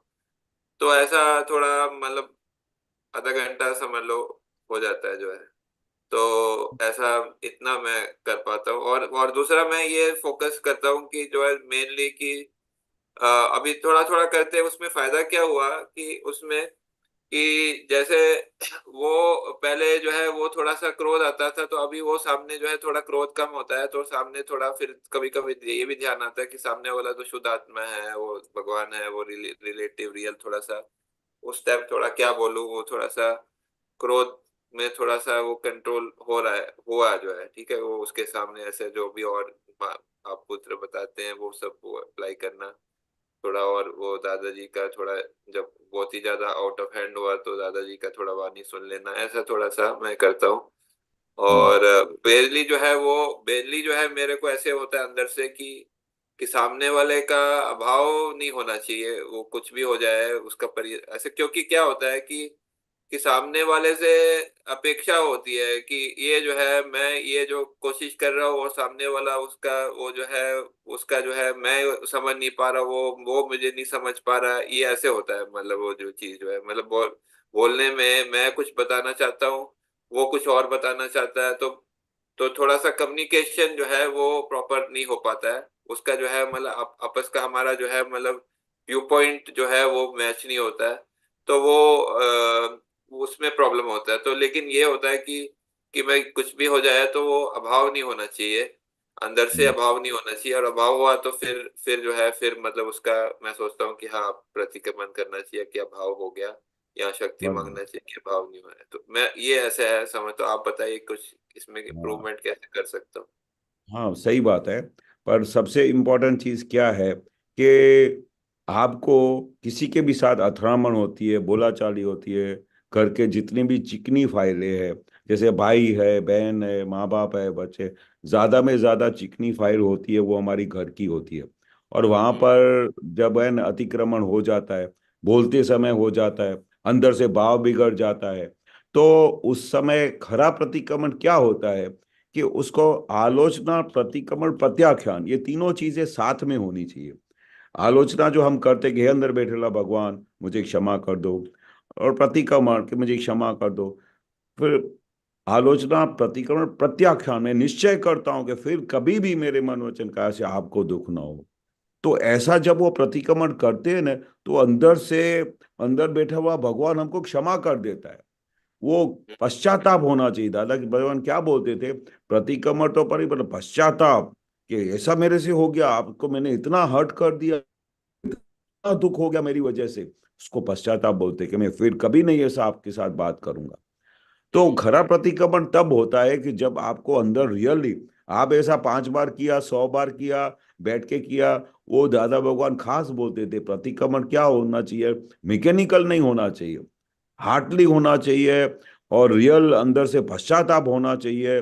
और फिर प्रतिक्रमण कैसा होना चाहिए कि मैं फिर कभी ऐसा नहीं करूंगा। आलोचना, प्रतिक्रमण, प्रत्याख्यान। और दूसरी बड़े में बड़ा सीक्रेट दादा ने बताया, वो आपको भी एक्सपीरियंस होएगा, या सब महात्माओं को एक्सपीरियंस होगा, जिसके साथ भी आंटी पड़ती है, जिसके साथ भी कुछ भी अतिक्रमण होता है, और जब आपका खरा प्रतिक्रमण तब कहला जाता है कि वो सेम बंदा जिसके साथ आपका बोलाचाली हो गया, वो आपके साथ अच्छी तरह से आके बात करे, फिर से एक जैसा हो जाए, और अपना संबंध और भी अच्छा बन जाए, तभी समझने का कि हमारा खरा प्रतिक्रमण हुआ है। जैसे मैंने आपको एग्जाम्पल दिया कि राजेंद्र भाई, हमारे जो बड़े भाई थे, उनका पिताजी के साथ बहुत ऐसा आर्ग्यूमेंट होता था, बोलाचाली हो जाता था, पिताजी भी गुस्से वाले, हमारे बड़े भाई भी गुस्से वाले, तो बहुत अथरामन होती थी। तभी दादा को दिखाई दिया कि ये जो, अगर इतना इनका आपस में ऐसा हो गया, तो ऐसा ऐसा एक दूसरे के साथ वेर बंध जाएगा कि फिर वो दूसरे जन्म में नहीं, 10 जन्म तक भी वो एक दूसरे को माफ नहीं करेंगे, और बार बार किसी जन्म में वो फादर बन के आएगा, किसी जन्म में वो बेटा बन के आएगा। तो दादा को ये सीक्रेट पता चल जाता था। तो दादा बोलते थे कि मुझे पता है कि भाई इसका आटी कितना भारी है, इसके लिए बोला कि 1 साल तक प्रतिक्रमण करना पड़ेगा। यू विल नॉट बिलीव कि राजेंद्र भाई ने एक दिन मिस नहीं किया। वो मेरे को खुद बताते हैं कि 365 दिन को दादा की जो आज्ञा थी, उन्होंने 365 दिन पिताजी का प्रतिक्रमण किया, एक दिन मिस नहीं किया। इतना कॉन्फिडेंस से बोलते हैं कि इवन वो फैक्ट्री में से छुट्टी लेके घर चले जाते थे कि मुझे थोड़ा काम है, वो पिताजी से बोलते पटा के, तो वो घर जाके उनका प्रतिक्रमण करते थे, क्योंकि दादा का आज्ञा एज तब एज धर्म, ये दादा का हुक्म था कि जो दादा ने आज्ञा की, रोज मतलब वो मतलब आधा घंटा तो करते होंगे कम से कम मेरे ख्याल से जो है। नहीं, आधा नहीं, एक एक घंटा, दो दो घंटा, जब भी उनको स्पेस फ्री टाइम मिले ना तो वो घुस जाते थे, क्योंकि वो आज्ञा थी। और वो राजेंद्र भाई भी खुद समझ गए, दादा भगवान भी समझ गए कि भाई इसका इसका जो अगर अतिक्रमण का निवेड़ा नहीं आएगा या उसका नहीं आएगा तो कितने भाव बिगड़ जाएंगे। तो मैं आपको ये बात इसलिए बताता हूँ कि जब एक साल के बाद वो उनके प्रतिक्रमण पूरे हो गए और दादा भगवान ने पूछा कि सब हो गया, अच्छा, बोला हाँ दादा, एक दिन भी मिस नहीं किया दादा, और बहुत अच्छा प्रतिक्रमण हो गया। उसका रिजल्ट पता है क्या आया? जिनके साथ इतना आटी था, वो जब हमारे पिताजी का लास्ट टाइम आया तो उनको 5-6 महीना कुछ जैसा टाइम बाकी था, तो हम तो 8 भाई थे। तो पिताजी ने मेरे को बोला कि केशव, तू मेरे को लेने को आएगा सुबह को, मैं आपके घर आके रहना चाहता हूँ। तो मैं बोला, आप क्यों नहीं पिताजी, हम 8 भाई अलग अलग घर में रहते। तो मैंने बोला, पिताजी मेरा तो बहुत सद्भाग, मैं आपकी बहुत सेवा करूंगा, तो आप पक्का आप मेरे को बोलो। तो पिताजी ने मेरे को टाइम दिया, बोला कि सुबह को तू 9 बजे आ जाना। मैं 9:05 पे पहुंचा, और हमारे बड़े भाई राजेंद्र भाई 9 बजे शार्प पहुंच गए, ऐसा मिलने आए पिताजी से। तो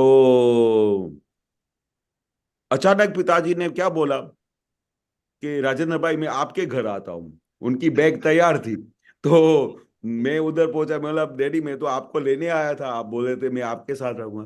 बेटा मैं तो आपके साथ बहुत रहा हूँ, मुझे राजेंद्र भाई के साथ घर पे रहने का है। और पिताजी उधर हमारे बड़े भाई के घर में रहे 3-4 महीने।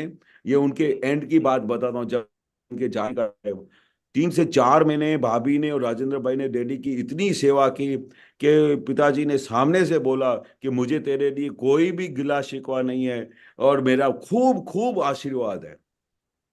अब बताओ, जहां पर आंटी ऐसी पड़ी गई हो ना, तो कितने जन्म बिगड़ जाते हैं। तो ये दादा की जो आज्ञा का पालन किया, और दादाजी का तो पिताजी के पिताजी भी अंदर, प्रतिक्रमण करते थे नहीं नहीं, राज। पिताजी तो एक भी पिताजी का थोड़ी दोष था, वो क्यों प्रतिक्रमण करेंगे?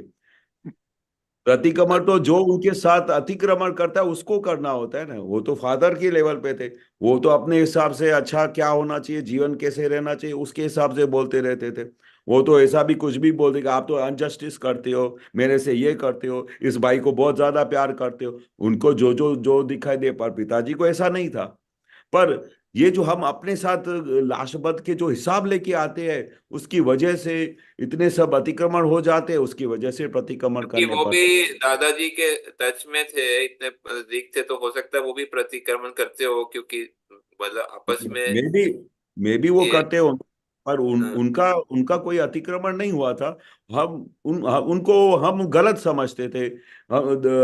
जब जब दादा भगवान ने हमको बताया मतलब कि उनका भाई हिसाब, उनका उनका पूर्व पूर्व का हिसाब था, इसलिए जो है वो तो था ना, जो है मतलब पूर्व का हिसाब तो था ना, जो है हाँ आपस में घर्षण तो होता था ना, तो वो प्रतिक्रमण, हाँ वो अगर आपका मतलब कोई बेटा होगा ऐसा, तो आपको प्रतिक्रमण तो करना बनता है ना, जो है। हाँ, पर मैं वो बताता हूँ ना कि भाई वो हो गया, और जब दादा की आज्ञा मिली, फिर एक साल तक तो अतिक्रमण होता नहीं था, पर पिछले जो बुले हो गई उसके प्रतिक्रमण होते थे।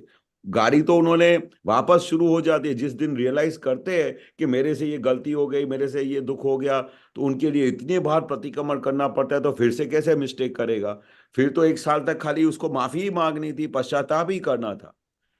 तो वो जो जो पिछले अतिक्रमण हो गए थे पिछले कई दिनों से, कई जन्मों से, वो सब प्रतिक्रमण एक साल में पूरे हो गए, और उसके बाद उनके पास कोई हिसाब बाकी नहीं हुआ, और उसके बाद सिर्फ दुआएं दुआएं मिली, आशीर्वाद ही मिला, और अच्छी तरह से उनको घर में रखा, और फिर एंड में अपने देह को वो पूरा किया।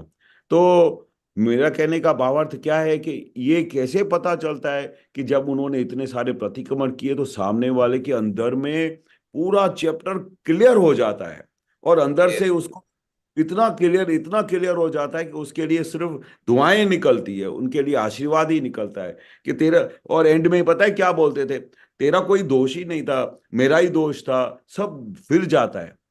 और हाँ, पहले ये इसका ये दिखाता है कि वो पिताजी भी जो है अंदर से वो मतलब अपना वो अपना वो पुरुषार्थ पूरा करते थे, जो दादाजी के हिसाब से जो हाँ, मतलब। क्योंकि दादा के महात्मा कच्चे नहीं होते, वो भले हाँ, आपने उनके साथ वो किया हो, तो वो उनको भी तो रियलाइज होता है कि मेरी वजह से भी कुछ उनको दुख हुआ होगा, वो भी तो तो मतलब वो भी तो वो भी छूटना चाहते हैं ना, वो भी तो वो, हाँ हाँ, तो हाँ वो भी सब ये करते होंगे जो दादाजी का करते जो है। होंगे, करते होंगे, कोई होंगे वो, क्योंकि कोई महात्मा का मतलब क्या है कि कोई भी अपना पुरुषार्थ नहीं चुकेगा, चाहे वो कितना भी अच्छी तरह से बिहेव करता हो, पर उसके अंदर में क्रोधमान माया लोभ जो भी होता है, तो उनको भी दिन रात अपनी पूर्णाहुति करने के लिए ये प्रतिक्रमण तो करने ही उन्होंने पड़ते हैं। अपना दोष देखा, दूसरे सामने वाले का दोष नहीं देखा, तो इसका मतलब वो ज्ञान में वो पूरा शायद कर ही रहे थे, मतलब ये पूरा हाँ जो हाँ है। हाँ, 200%, 200%।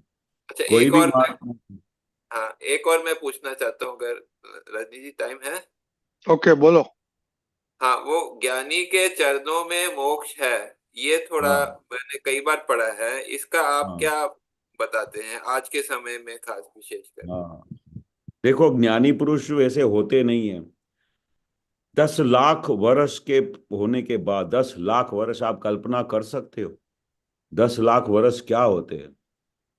तो ऐसे 10 लाख वर्षों के बाद ज्ञानी का अवतार होता है, उनका ऐसा होता है। और कुछ जूझ लोगों के लिए, कुछ कुछ लोगों के लिए वो मोक्ष का दान लेके आते हैं।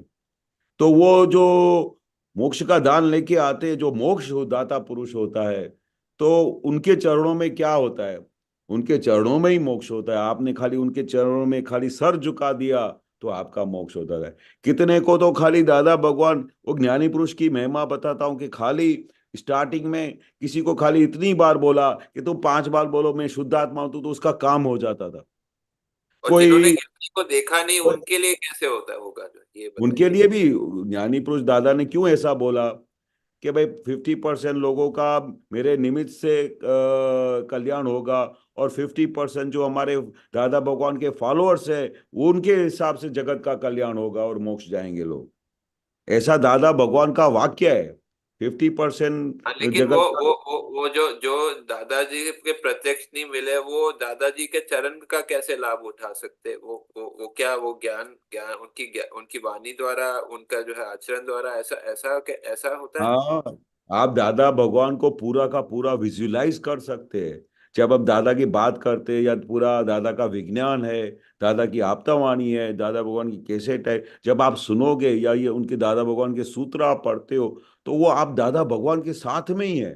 वो उनका एक एक वाक्य में मोक्ष है। एक एक वाक्य में दादा ने क्या बोला कि एक वाक्य भी पकड़ ले ज्ञानी पुरुष का तो उसका काम हो जाता है। एक वाक्य पकड़ ले तो मतलब उसमें उसमें दादा का क्या वचन बल होगा, आप कल्पना भी नहीं कर सकते। इसलिए वो दादा ने बोला ना कि अभी ज्ञानी पुरुष को पहचानना, यानी बाल की टोच तक भी आप नहीं पहचान पाते हो ज्ञानी पुरुष क्या होते हैं। तो दादा जब ये एक वाक्य बोलते थे तो हम विचार में पड़ते थे कि कितना दादा भगवान का मतलब साइंस जो है। अगर जिन्होंने ज्ञानी को मिला नहीं प्रत्यक्ष, उनका वाक्य को समझ लिया, तो वो भी जो है मतलब ज्ञानी के चरणों में ही है, एक तरह से आप ये बोल रहे चरणों हैं में ना। है, दादा भगवान की जो आज्ञा का पालन करता है। दादा का जीवन जीने की जो कला थी, दादा भगवान के एक एक वाक्य में मोक्ष है, क्योंकि उसको आप पकड़ लेना है।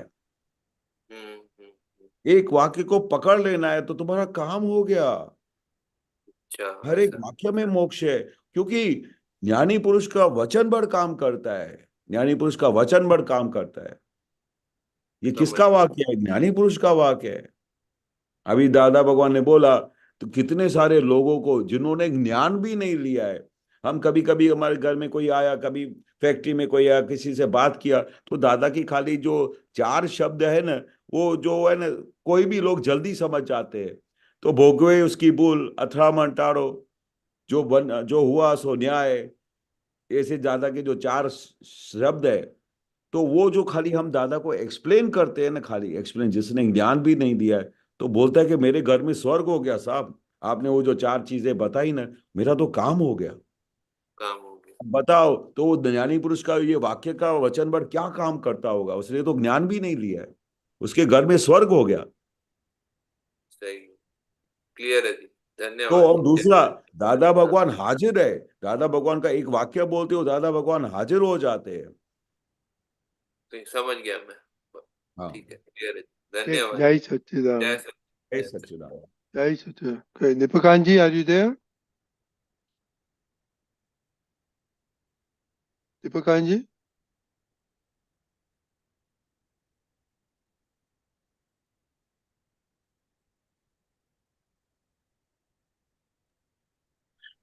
જય સચ્ચિદાનંદ. જય સચ્ચિદાનંદ. આપણે હમણાં જે આખા દિવસનો પ્રયોગ રાખ્યો છે સૂક્ષ્મ દોષો પર અને સૂક્ષ્મ અથડામણ, હવે એ થાય ત્યારે જ્યારે સમાન અભિપ્રાયથી આપણો અભિપ્રાય જુદો પડે. હવે એ તો કોમન જ છે. કોઈની સાથે આપણો અભિપ્રાય મેચ થવો એ તો વન્સ ઇન અ વાઇલ કે વન્સ ઇન લાઈફ ટાઈમ જેવું થાય. એટલે એવી પરિસ્થિતિમાં અસર થાય આપણને, અને એ આપણે પકડીએ તો પછી શું કહેવાય, મતભેદમાંથી મનભેદ થાય, અને પછી તનભેદ થાય એટલે ડાયવોર્સ થવાની તૈયારી. હવે આ બે જણા સાથે ભેગા રહેવાના નહીં. અને દાદાએ કીધું કે અમારું મન કોઈનાથી એ જુદું પડે તે અમને પોસાય નહીં. એટલે એડજસ્ટ એવરીવેર ને બધી વાત આપણને કરી છે. ત્યાં બહુ મોટો દોષ કહેવાય. અને બીજું, કોઈ હાજર નથી અને આપણને યાદ આવે તો આપણે ખુશ થઈએ કે હા આમની યાદ આવી છે એમ કરી. અરે તમારો ફોન આવ્યો પણ તમે થોડી વાર પહેલા જ મેં યાદ કર્યા એમ કે. પણ એ દાદાએ યાદગીરીને રાગ દ્વેષનું કારણ કીધું છે, અને એ પ્રતિક્રમણ ખપે. એટલે આ રીતે આ સૂક્ષ્મ દોષ એટલે મનના ધોરણે થતા દોષો, આ પ્રોમિનન્ટ દોષો છે કે તે મતભેદની દુનિયામાં આપણે કેવી રીતે મતભેદ છે પણ આપણે એને મનભેદ ના થવા દઈએ. અને મનના ધોરણે ના થયું તો પછી એ તો રહેવાનું. પણ આપણે એટલે કે બીજી એક બાજુ વિતરાગ થવા માટેનું ચાવી એમ આપી છે કે વ્યૂ પોઈન્ટને જુએ, વ્યૂ પોઈન્ટને સમજે, વ્યૂ પોઈન્ટને ઓળખે, વ્યૂ પોઈન્ટને એડજસ્ટ થાય, અને છતાં પોતે સેન્ટરમાં રહે. બોલો, આવું થાય તો પોતે પ્રેમ સ્વરૂપ થાય. તો હવે આ બધી વાતને લઈને તમે થોડો સમજણ સ્વાધ્યાય આવો, જેથી કરીને આપણને આઈડિયા આવે, બધાને આઈડિયા આવે કે આ સૂક્ષ્મનો એક્સપાન્સ કેટલો બધો છે. જય સચ્ચિદાનંદ. જય સચ્ચિદાનંદ.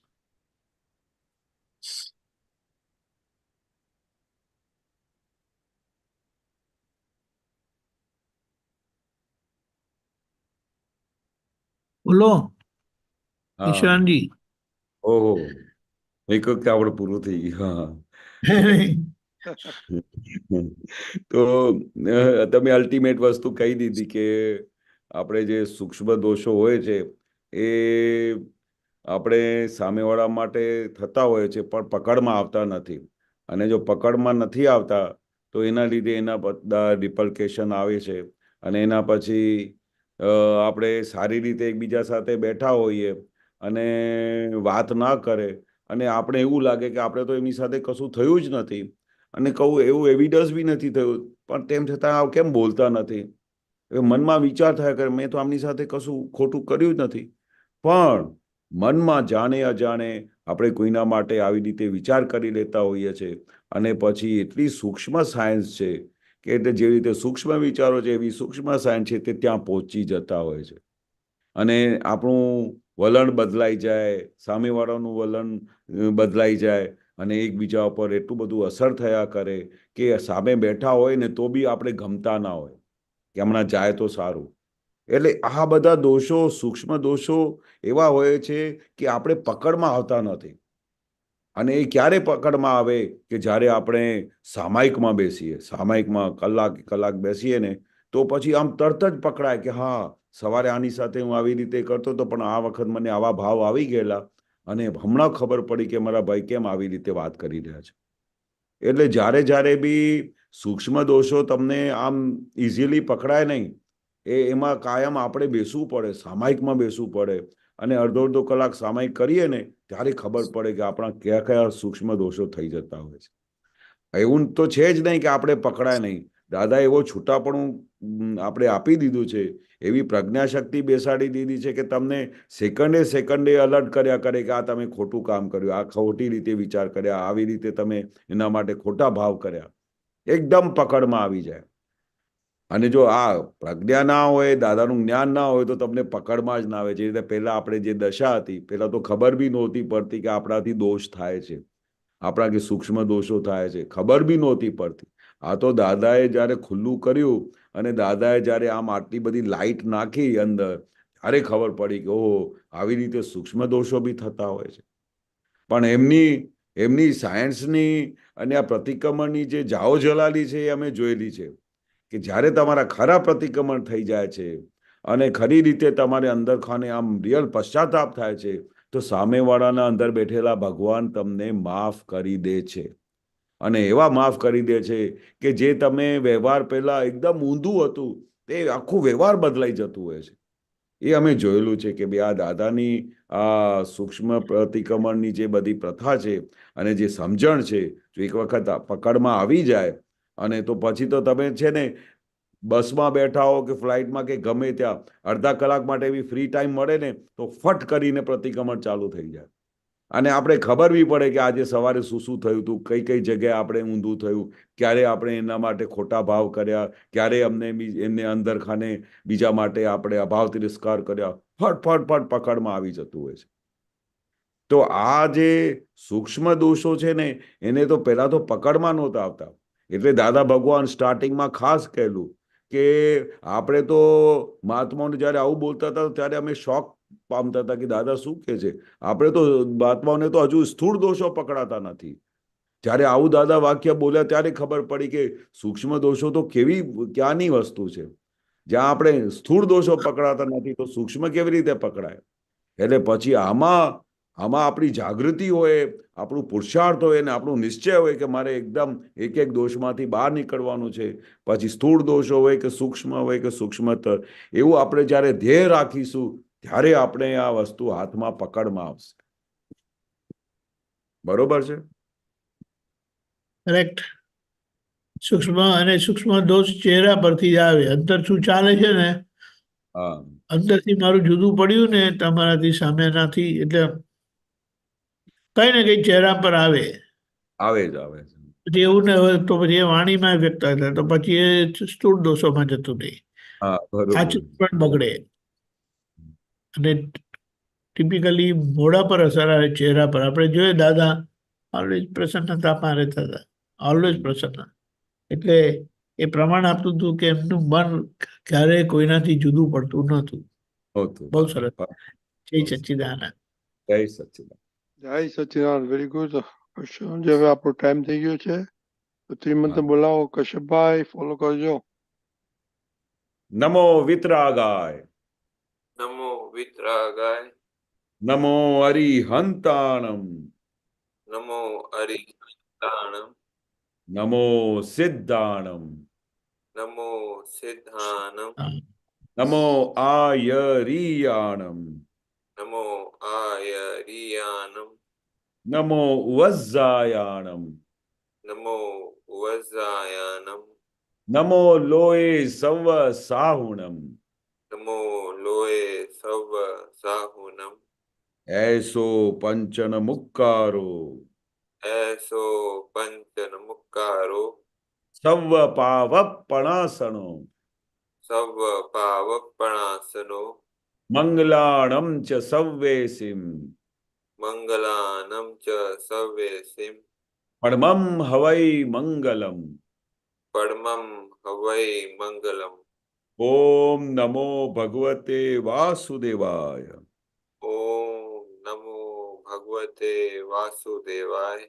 ઓમ નમઃ શિવાય. ઓમ નમઃ શિવાય. જય સચ્ચિદાનંદ. જય સચ્ચિદાનંદ. જય જય સચ્ચિદાનંદ. સચ્ચિદાનંદ. કાલનો પ્રોગ્રામ આખા દિવસનો સેમ પુરુષાર્થ રાખીશું. સૂક્ષ્મ દોષો અને સૂક્ષ્મ અથડામણ ચહેરા પરથી ખબર પડે, વાણી વ્યવહારથી ખબર પડે. જય સચ્ચિદાનંદ. બાકીના આખા દિવસનો પ્રોગ્રામ સવારે 6:30 પ્રાતઃવિધિ, 10:15 ગુજરાતી સત્સંગ, 4:30 કીર્તન ભક્તિની આરતી, રાત્રે 9 વાગે વર્લ્ડ વાઇડ સત્સંગ.